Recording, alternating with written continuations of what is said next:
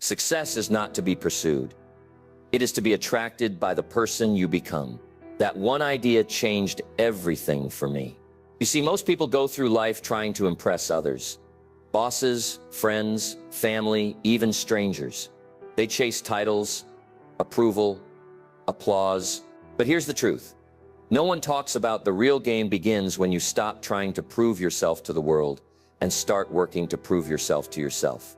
That's where the power is. Because when you start showing up for yourself, when you keep the promises you make in silence, when you do the hard things without recognition, that's when you build a kind of self-respect that can't be shaken. That's when confidence becomes internal, not something borrowed from someone's opinion. And here's the beautiful part. You don't have to be perfect. You don't have to get it all right. You just have to start, prove to yourself that you're willing to grow, to change, to push, day by day, choice by choice. This isn't about ego, it's about identity. It's about becoming the kind of person who looks in the mirror and says, I trust you. And that trust, it's what unlocks your next level. So if you've ever doubted your worth or waited for someone else to validate your dreams, this message is for you. Today I'm going to show you how to prove yourself to yourself, step by step, principle by principle. Stay with me for the next few minutes as I walk you through the daily disciplines that build unshakable confidence and personal freedom. Let's dive in. Number 1. The first win is showing up. Before you build anything great in life, whether it's a career, a strong body, a new skill, or a better mindset, you have to win the very first battle, the battle to show up. It sounds simple, but don't underestimate it. Showing up is the quiet foundation of every success story you've ever heard. It's easy to get inspired by big achievements, but what you don't see is the countless days that led to those results. The days when nothing exciting happened. The days when motivation was missing. The days when progress was invisible. And yet the successful ones still showed up. Not perfectly, not always enthusiastically, but they showed up anyway. Take the story of Alex, a young man who wanted to change his life. He was tired of feeling stuck, physically, mentally, emotionally. So he made a simple decision to show up at the gym every day for 30 days, no matter what. Not to run a marathon, not to lift the heaviest weight, just to be there, just to prove to himself that he could show up. At first, it felt pointless. He barely worked out. Some days he sat in the locker room longer than he was on the floor. But something incredible started happening. His identity shifted. He stopped seeing himself as someone who quits. He started seeing himself as someone who follows through. And that one shift became the spark that ignited lasting transformation. You see, showing up is more than physical presence. It's an act of self-respect. It's saying to yourself, I'm worth the effort. It builds momentum. It creates consistency. And over time, consistency compounds into results that others call overnight success. When you win the battle to show up, whether it's at your desk, your journal, your workout, or your goals, you start building a track record with yourself. You stop living by emotion and start living by decision. That's how character is built. That's how trust is earned. Not from others, but from yourself. So if you're waiting for the perfect time, stop. If you're waiting to feel ready, stop. Just show up. Even if it's messy, even if it's small, even if it's uncomfortable. Because the first win in life isn't being the best. The first win is simply being there. And once you've mastered that, you're already ahead of most. Number 2, discipline weighs ounces. Regret weighs tons. There's a powerful truth that has echoed through the lives of every successful person I've studied. Discipline weighs ounces, but regret weighs tons. The small, consistent actions that feel hard in the moment are light compared to the heavy burden of looking back and wishing you had done more, tried harder, or stayed the course. Discipline is rarely glamorous. It's waking up early when the bed is warm. It's saying no to distractions when they scream for your attention. It's doing what needs to be done, not because it's fun, but because it's right. And yet those little decisions, those ounces of discipline, accumulate. They build strength, confidence, and momentum. Let's take the example of Benjamin Franklin. He wasn't just a founding father, he was a master of personal growth from a young age. He realized that success wouldn't come from talent alone. So he created a list of 13 virtues he wanted to develop, from temperance to humility. Every day he tracked his behavior, focusing on just one virtue each week. He called it his path to moral perfection. Not because he ever expected to be perfect, but because he knew that intentional discipline would shape his character, and it did. That daily practice, that structure, made him not only successful but deeply respected. Franklin understood that lasting change doesn't happen in bursts of inspiration. It happens through small, deliberate steps, ounces of effort, drops in the bucket that eventually overflow. Now here's the thing, most people run from discipline because it feels uncomfortable. They think it limits freedom. But the opposite is true. Discipline creates freedom. The freedom to choose your future, to live with integrity, to look in the mirror and feel proud of who you're becoming. Without discipline, life chooses for you, and it rarely chooses well. Regret, on the other hand, sneaks in silently. It builds slowly. One skipped workout, one missed opportunity, one broken promise at a time. Then one day you wake up carrying the tonnage of what could have been, and that's a burden no one wants. But you can avoid it. Not by being perfect, not by being harsh with yourself, but by choosing discipline when it matters most. When no one is watching, when your emotions pull you elsewhere. When the easier path calls your name, discipline isn't punishment. It's a declaration that your future matters more than your comfort, that your goals are worth more than your excuses, that you're willing to pay a small price now to avoid a much higher cost later. So carry the ounces, wake up early, finish what you start, keep the commitment. The weight of discipline is light, but the freedom it brings is priceless.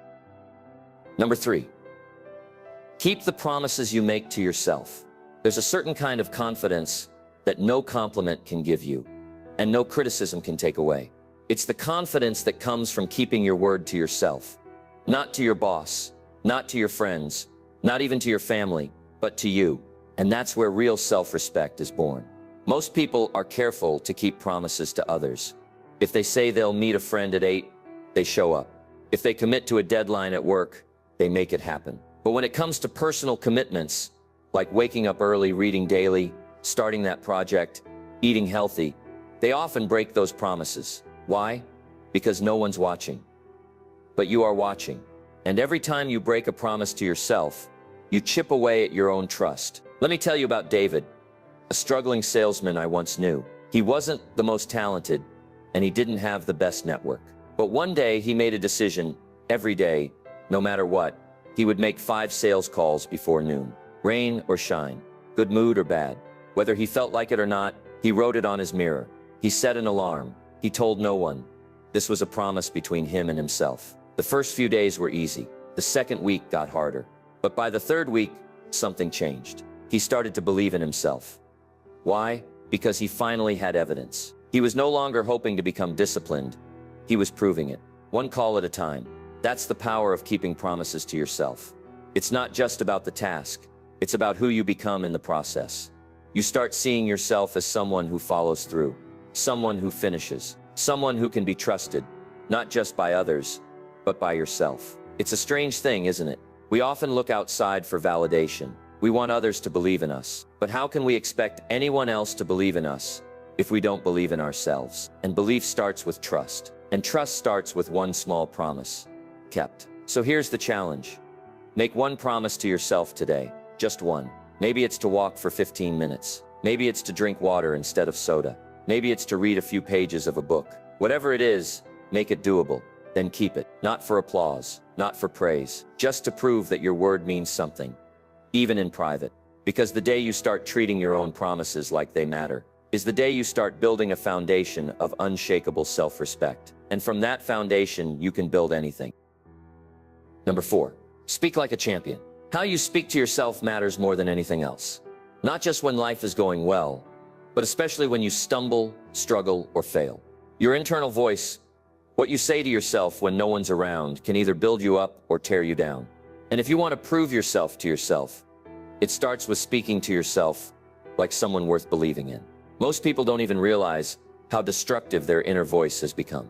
After a mistake, they say things like, "I'm so stupid," or "I always mess this up."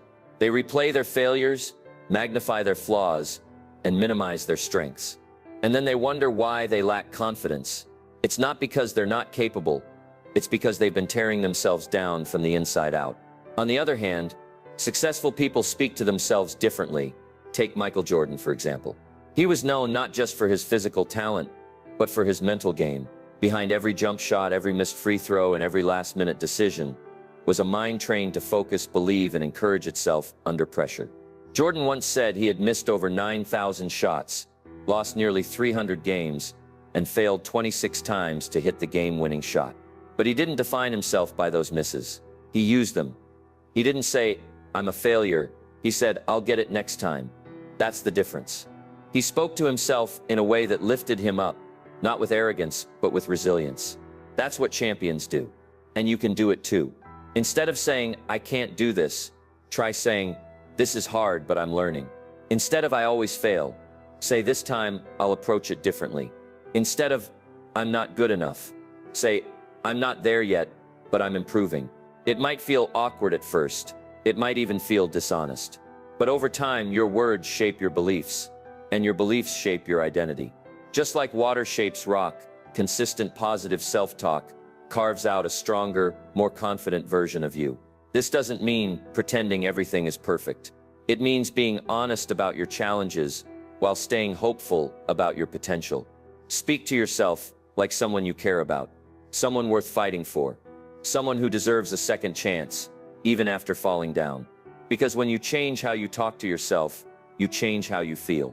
And when you change how you feel, you change how you act. And those actions, they become the proof, the evidence that you're not who you used to be. You're becoming someone stronger. So the next time your inner critic shows up, interrupt it, replace it, talk to yourself the way a champion would. Because champions aren't born, they're built. And that building starts with your words. Number 5. Commitment beats convenience.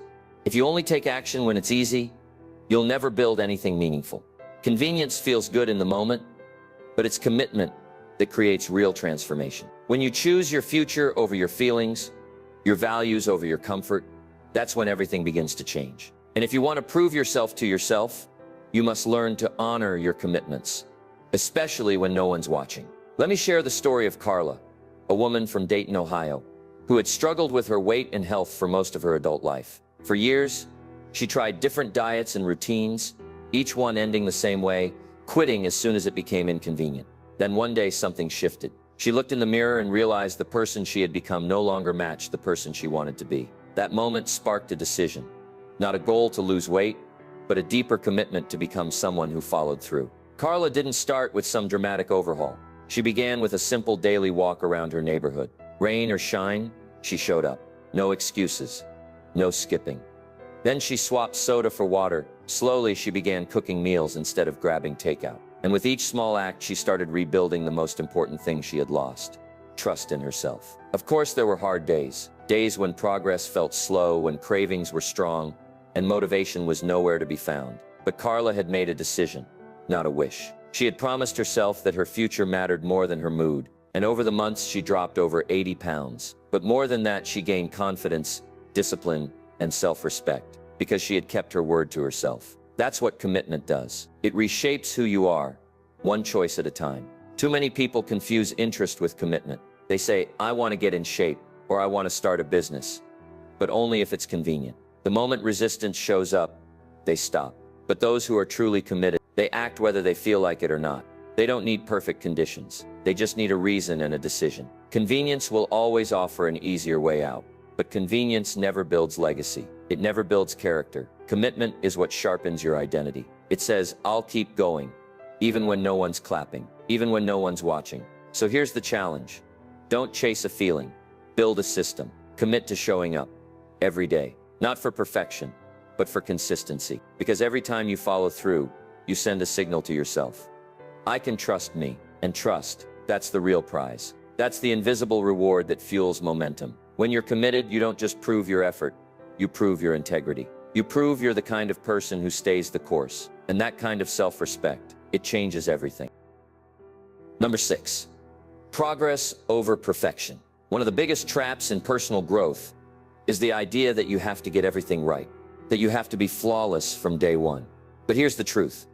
Perfection is a myth. It's not the goal, and it's certainly not the requirement for success. What really matters is progress.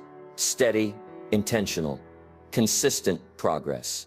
Far too many people delay action because they're afraid of making mistakes. They wait until the timing is perfect, the plan is perfect, or they feel completely ready. But life doesn't reward perfection. It rewards movement. The person who improves slowly and steadily will always outperform the one who waits endlessly for the right moment. Let's take a lesson from Leonardo da Vinci.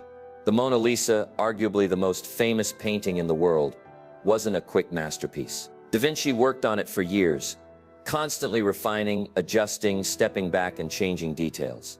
It wasn't about painting something perfect in one try. It was about evolving it, inch by inch, brushstroke by brushstroke. That's what made it great. And the same applies to your life. You don't need a flawless plan. You don't need to execute everything perfectly. You just need to keep moving forward. You'll stumble. You'll make mistakes. But every mistake teaches. Every setback builds strength. And every step, no matter how small, moves you closer to the person you want to become. Progress builds confidence. Think about it. When you look back and see how far you've come, even if it's just a little, it gives you momentum. It proves to your mind that you're not stuck, that you're capable, that change is real, and that feeling, it fuels everything else. Perfection, on the other hand, leads to paralysis. It keeps you stuck in your head, overthinking, doubting, second-guessing. It makes you afraid to start. And if you never start, you never grow. That's why it's not just okay to be imperfect. It's necessary. So here's the challenge. Focus on daily wins, not massive leaps, just daily progress. Did you make a better decision today than you did yesterday? Did you learn something new? Did you act when you could have avoided? That's progress. Celebrate it. Honor it, because it's those small steps that compound into big results. Stop waiting to be perfect before you take action. Instead, take action and improve as you go. Keep learning, keep adjusting, keep showing up. You're not here to impress anyone with a flawless image. You're here to become someone you respect. And that only happens through progress. So drop the pressure to be perfect. Embrace the process. And remember, success is not about never falling. It's about rising one more time than you fall. That's what progress looks like. And that's how you prove to yourself that you're becoming someone who doesn't quit. Number 7. Step outside your comfort zone. Your comfort zone is warm, it's familiar, it feels safe, but it's also where dreams go to die. Nothing grows there. No new skills, no breakthroughs, no transformation. If you want to prove yourself to yourself, you have to be willing to feel uncomfortable. You have to be willing to do what's unfamiliar, uncertain, and at times intimidating. Growth demands discomfort. It asks you to stretch beyond what you already know and to confront what you don't. And yes, that can feel scary. But fear isn't always a warning. It's often a signal that you're heading in the right direction. Because anything worth achieving lives just outside the borders of comfort. Let's look at the story of a young woman named Eleanor. From a young age, she feared public speaking. Her voice would shake, her palms would sweat, and she avoided it at all costs. But deep down, she knew she had something to say. One day, she made a choice. Not to suddenly become a speaker overnight, but to take a small step outside her comfort zone. She joined a local speaking club. The first time she spoke, it lasted only 30 seconds. Her voice cracked, but she finished. She showed up again the next week, and the next months passed, and Eleanor was no longer whispering her ideas. She was leading conversations, not because the fear disappeared, but because she learned how to walk with it. Every time she stood up, she stretched her identity. She started to see herself as someone who could speak with strength, and eventually she became a respected trainer, empowering others to find their voice too. That's the magic of stepping outside your comfort zone. You don't have to leap, you just have to lean. Do something new. Ask the hard question. Take the small risk. Apply for that role. Share your idea. Reach out to that mentor. Every time you do, you collect evidence that you're capable of more than you thought. Comfort feels good now, but it steals your potential. Discomfort feels risky now, but it's where all your growth lives. You're never going to feel fully ready. That's not a sign to wait. That's a sign to begin. So here's the shift. Instead of running from discomfort, start seeking it out, not recklessly, but intentionally. Look for areas where you're playing small, then challenge yourself to take one bold step. Because the truth is, confidence doesn't come first. Action comes first, confidence follows. And every time you act in the face of fear, you build something powerful. You build courage, you build self-trust, and you prove to yourself that you're not limited by where you started. Your comfort zone may be safe, but your future is beyond it. Step out, grow, stretch. You'll be amazed by who you become. Number 8. Quantity leads to quality. One of the biggest myths in personal growth is the belief that everything has to be perfect from the start. That your first idea, your first draft, your first attempt should be flawless. But that's not how excellence is built. The truth is, quality comes from quantity by doing the work over and over again, refining, adjusting, and learning each time you try. There's a story about a pottery teacher who split his class into 2 groups. One group was told they would be graded solely on the quantity of pots they made. The more pots, the higher the grade. The second group would be graded on quality. They only had to make 1 pot, but it had to be perfect. At the end of the term, a surprising result emerged. The group that focused on quantity also produced the best quality pots. Why? Because they practiced more. They experimented more. They learned from each mistake and improved with every attempt. The other group spent so much time planning and worrying about perfection that they barely produced anything. This lesson applies to anything in life: business, writing, fitness, communication, even character. The more you do something, the better you get. It's not magic, it's repetition. It's momentum. It's showing up again and again without waiting for perfection to strike. Too many people stall their progress by trying to make their first attempt a masterpiece. But you can't edit a blank page. You can't grow from what you never start. The key is to get in motion. Start messy. Make mistakes. Make a lot of them. Because every time you try, you gather experience. And experience is the soil where mastery grows. Let's say you want to become a better speaker, writer, or leader. Don't wait for the perfect opportunity. Start with what you have. Speak to a small group, write a short article, lead a small project. Then do it again and again. Each repetition sharpens your skill, deepens your understanding, and strengthens your confidence. What stops most people isn't a lack of ability. It's a fear of starting. A fear that what they create won't be good enough. But here's the shift. Your early efforts aren't supposed to be brilliant. They're supposed to teach you. And the more attempts you make, the faster you learn. So focus on action, not perfection. Create more. Try more. Fail more. Learn more. Trust that your best work will emerge through the process, not before it. Because when you commit to quantity, when you keep showing up, you stop chasing perfection and start building mastery. And that's how you prove to yourself that you're not just dreaming about change. You're doing the work to earn it. One try at a time, one lesson at a time, until excellence becomes your new normal. Number 9, celebrate the small wins. Success doesn't just come from massive leaps forward. It comes from small steps, taken consistently. And those steps, while often overlooked, deserve to be celebrated. Because when you recognize your progress, no matter how small, you reinforce the belief that change is happening. And that belief becomes fuel to keep going. Most people don't give themselves credit unless they've reached the big goal. They wait until the scale drops by 20 pounds, until the promotion lands, until the business finally takes off. But the truth is, waiting for huge milestones to validate your efforts can leave you discouraged and disconnected. That's why you must learn to appreciate the small wins along the way. They are the bricks that build the foundation of long-term success. Take the story of Mr. Howard, a high school teacher who felt stuck and uninspired in his job. He knew he needed a mindset shift. So he started a simple habit. At the end of every day, he wrote down 3 small wins. Not big ones, just little moments.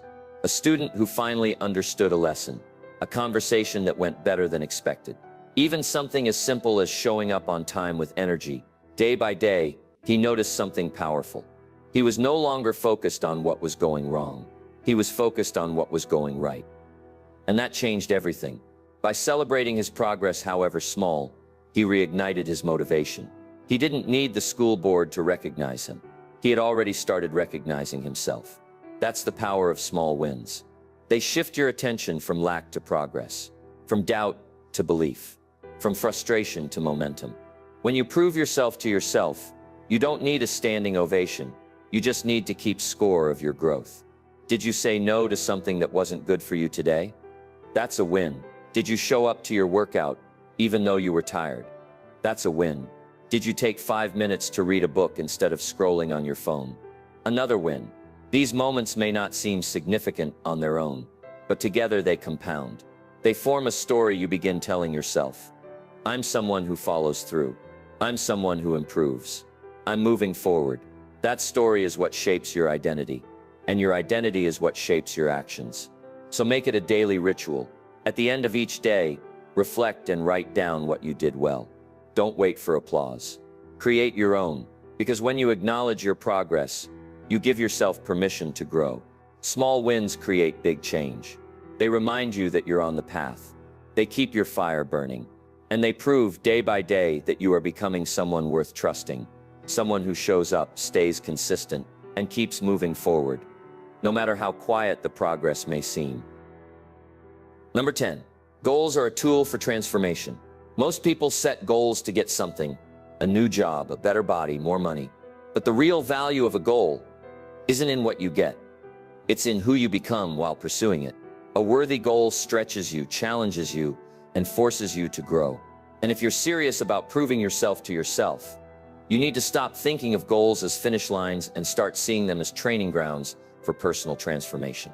Let me introduce you to Jonah, a quiet young man from Charleston, South Carolina. Jonah always dreamed of becoming a professional pianist, but he didn't come from a musical family. He didn't even start playing until he was 17, an age many said was too late to begin seriously. But Jonah set a clear goal to audition for a prestigious music program within 3 years, not just to play, but to earn his place among the best. The odds were against him. His early practice sessions were frustrating. His fingers were slow. His timing was off. But the goal kept pulling him forward. It gave his days structure. It gave his struggles purpose. He studied relentlessly, practiced through holidays, and even worked part-time jobs to pay for lessons. The piano became more than an instrument. It became his proving ground. 3 years later, Jonah walked into that audition room with nerves. Yes, but also with confidence. He didn't just play music that day. He played a version of himself that didn't exist when he started. Whether he was accepted or not became secondary, because the transformation had already happened. That's what goals do when they're approached the right way. They change you. They expose your weaknesses, sharpen your strengths, and teach you discipline. They show you who you are when things get hard, and who you can become when you keep going anyway. But here's the mistake many people make. They chase goals only for the result. And when results come slowly or when setbacks hit, they quit. Why? Because their identity was tied to the outcome, not the process. But if you focus on becoming rather than just achieving, you win either way. Whether or not you hit the exact number, title, or date, you've still grown into a better version of yourself. And that growth lasts far beyond the goal. So when you choose your next goal, ask yourself, who will I have to become to achieve this? Because that's the real prize. It's not about crossing a line, it's about building character, focus, and resilience along the way. Every day you work toward a meaningful goal, you're writing a new chapter in your own development. You're proving to yourself that you're not just hoping, you're building, not just dreaming, you're doing. And each step forward, each challenge faced, each ounce of effort given shapes you into someone stronger, wiser, and more capable than you were yesterday. That's how you use goals, not just to get something, but to grow into someone. Number 11, curate your environment. You can have the right mindset, the right intentions, even the right goals, but if your environment is working against you, progress becomes an uphill battle. What's around you matters. It shapes your habits, influences your thoughts, and affects your decisions, often without you even realizing it. That's why, if you truly want to prove yourself to yourself, you need to curate an environment that supports your growth instead of sabotaging it. Your environment is more than just your physical space. It includes the people you spend time with, the conversations you engage in, the content you consume, and the atmosphere you create. These elements are either lifting you up or pulling you down. There's rarely a neutral zone, and the sooner you take control of them, the faster you begin to grow. Let's look at the life of Charles Darwin. He's best known for his theory of evolution, but what many people overlook is the environment he created to develop his ideas. Darwin wasn't always the most outspoken or naturally confident thinker. He built his mental strength and creative insight at his home, Down House. There he structured his days around long walks, focused study, and quiet reflection. He designed his environment to encourage deep thinking and eliminate distraction. That setting, carefully chosen and shaped, allowed his ideas to flourish and his confidence to grow. You can do the same. You don't need a mansion or perfect conditions. You just need to be intentional. Ask yourself, does my environment encourage the habits I want to build, or does it tempt me to stay stuck? If you're trying to eat healthy, what's in your kitchen? If you're trying to grow mentally, what's on your screen or bookshelf? If you want to become more confident, who are you spending your time with?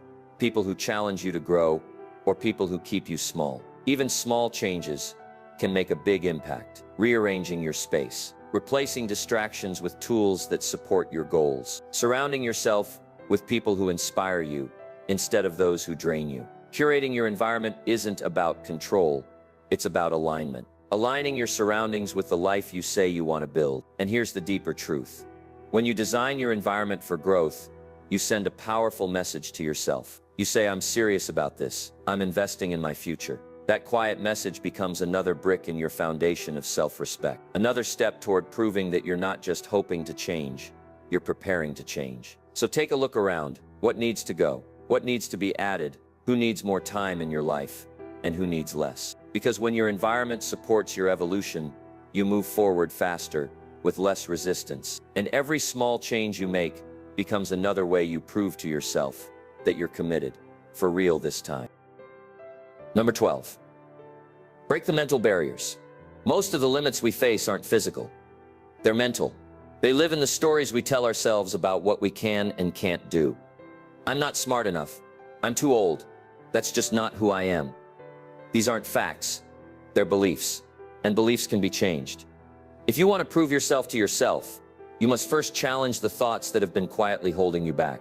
Sometimes the biggest breakthrough isn't a new opportunity. It's a new perspective. One of the most powerful examples of this comes from the story of Roger Bannister.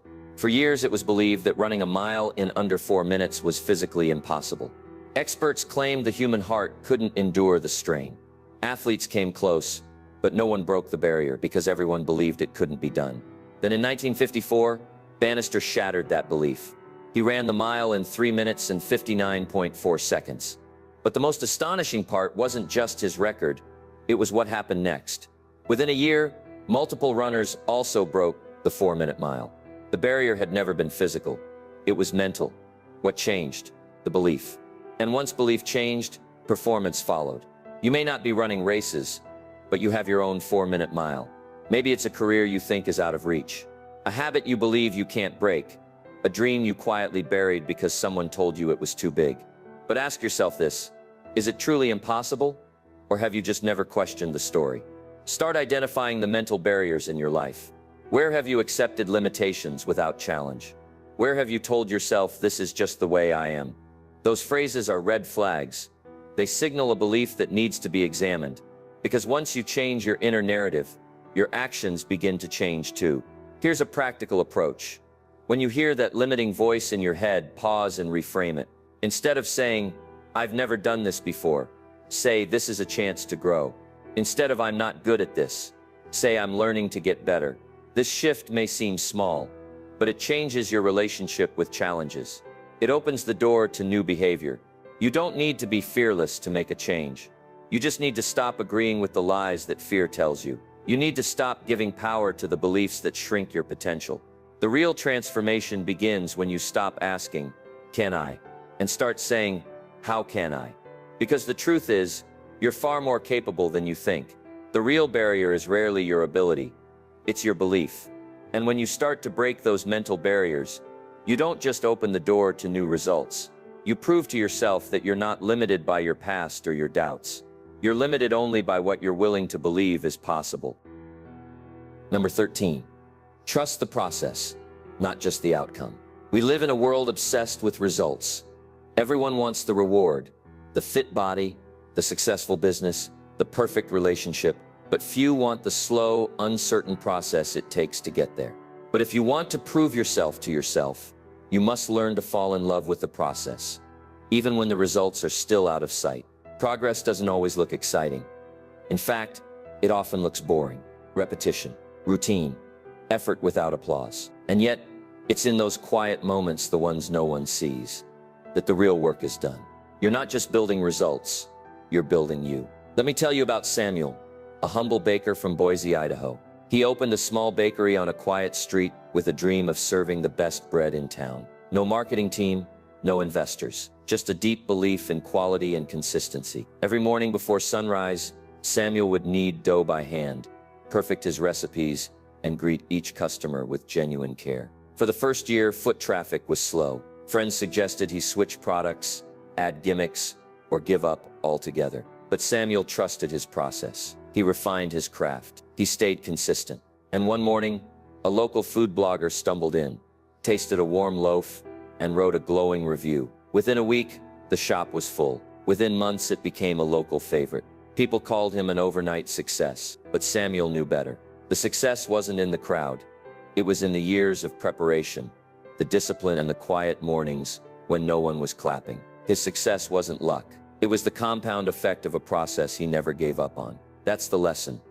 The process is where your character is forged. It's where you gain the skills, the patience, and the belief in yourself that outcomes can never give you. Results may come and go, but the person you become through the process, that lasts forever. Still, it's tempting to get discouraged when you don't see immediate change. You might start working out and not see the scale move. You might start writing and get no readers. You might build a business and face silence. But those moments aren't failures. They're foundations. The roots are growing, even if the results haven't bloomed yet. So shift your focus. Track your consistency, not just your results. Celebrate the days you show up, even if progress is slow. Remind yourself that building anything meaningful takes time, and understand that the process is the path. Because when you commit to the process, regardless of outcome, you become someone different, someone stronger, someone more disciplined, someone who doesn't quit just because the finish line isn't visible. And that's how you prove to yourself that you're not just chasing outcomes, you're building a life. One disciplined step at a time, one quiet morning at a time, one act of faith in your future self, repeated until the results finally catch up. Number 14. Learn from failure, don't fear it. Failure is not the opposite of success. It's part of it. Yet most people treat failure like a stop sign. They stumble, and instead of learning, they retreat. They make a mistake, and instead of reflecting, they label themselves as incapable. But if you want to prove yourself to yourself, you have to change your relationship with failure. You must learn to see it not as a sign to quit, but as a sign that you're in the arena, doing the real work. Let's be clear. Failure hurts. It's uncomfortable. It exposes your flaws and brings your insecurities to the surface. But it also teaches. It sharpens. It reveals. Failure gives you the kind of wisdom and resilience that no book, mentor, or motivational speech can offer. Consider the story of Henry Ford. Before founding the Ford Motor Company, he experienced two major business failures. His first company, the Detroit Automobile Company, collapsed under poor product quality and high costs. His second venture wasn't much better. People doubted him. Investors walked away. But Ford didn't treat those failures as final. Instead, he studied what went wrong. He simplified his design, streamlined production, and changed the way the world would think about automobiles. His failures didn't disqualify him. They qualified him. That's the shift. When you start seeing failure as feedback, everything changes. You stop asking, "What's wrong with me?" and start asking, "What can I improve?" You stop avoiding risk and start embracing the learning that comes from every bold step forward. The truth is, you will fail. Not once, not twice, but many times. The question is, what will you do with those moments? Will you hide from them? Will you let them define you? Or will you use them as stepping stones toward a stronger version of yourself? You see, when you fear failure, you avoid opportunity. You play small. You hesitate to try. And every time you hesitate, you rob yourself of a lesson you could have learned, a strength you could have developed, or a skill you could have mastered. But when you embrace failure as part of the process, you become unstoppable. You're no longer paralyzed by the need to get it perfect the first time. You try, you fail, you adjust, you grow. That's the formula. That's how real confidence is built. Not from success after success, but from falling and rising again, stronger each time. So the next time you fail, pause. Don't run from it. Study it. Write down what went wrong, what you learned, and what you'll do differently next time. Because that habit, not avoiding failure but learning from it, is what separates those who evolve from those who stay stuck. Failure isn't the end. It's a chapter, a necessary one. And when you turn the page, You prove to yourself that your strength isn't in never falling, it's in always rising, with more wisdom, more courage, and more determination than before. Number 15.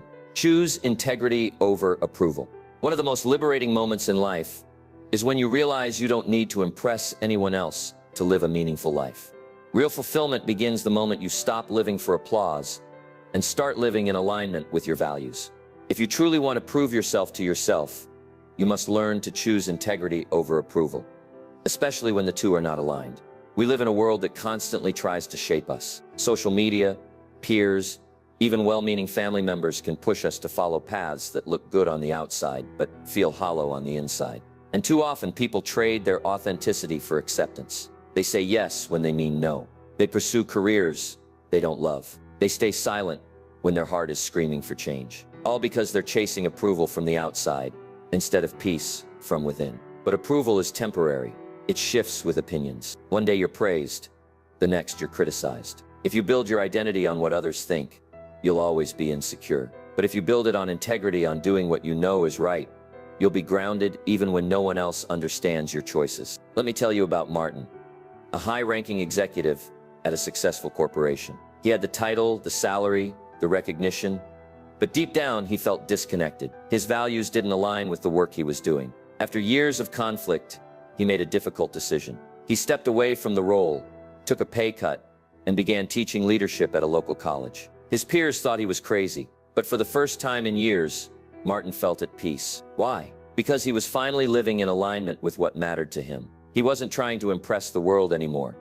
He was trying to respect himself. That's the power of integrity. It's doing what's right for you, even when it's unpopular. It's making decisions that match your principles, not someone else's expectations. And every time you choose integrity over approval, you reinforce something sacred, your trust in yourself. This isn't about being rebellious. It's about being responsible for your own life, your own happiness, your own path. You don't have to explain your values to everyone. You just have to live with them. The people who matter will respect you more for it. And even if they don't, you'll respect yourself more.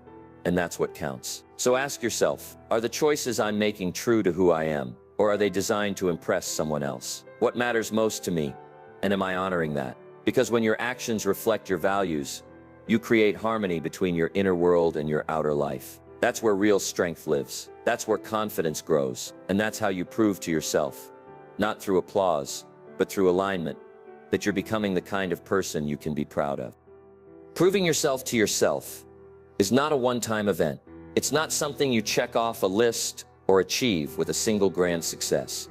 It's a daily decision, a lifelong journey, a quiet, personal commitment to becoming someone you respect, even when no one else is watching. You've walked through the chapters of that journey, showing up, staying disciplined, keeping promises, stepping outside your comfort zone, trusting the process, and learning from failure. And in every one of those chapters, the core message is the same. You are building something far more important than applause or recognition. You are building yourself. We live in a world that constantly pulls our attention outward. It tells us to seek approval, chase validation, and compare ourselves to others. But the truth is, the most powerful life you can live comes from turning inward, from setting your own standard, from deciding that your word, your growth, your journey is enough. When you start proving yourself to yourself, you stop living at the mercy of opinions. You stop waiting for permission. You stop asking, am I good enough? And start declaring, I'm growing, I'm showing up, and I'm not stopping. You'll still have days of doubt. You'll still face failure, setbacks, and moments where progress feels invisible. But now you know, those moments are not signs of weakness. They are signs of work. They are proof that you're doing the difficult, noble, and transformative work of becoming who you're meant to be. So what now? Now you take the first small promise and keep it. You choose one habit and stick to it. You talk to yourself with belief. You take action, even when you're uncertain. And you do it not for applause, not for validation, but because you've decided to trust yourself again. Because the real reward isn't what you gain, it's who you become. One decision at a time, one disciplined action at a time, one uncomfortable stretch at a time. That's how you build the kind of self-respect that no one can give you and no one can take away. And that, my friend, is how you prove yourself to yourself.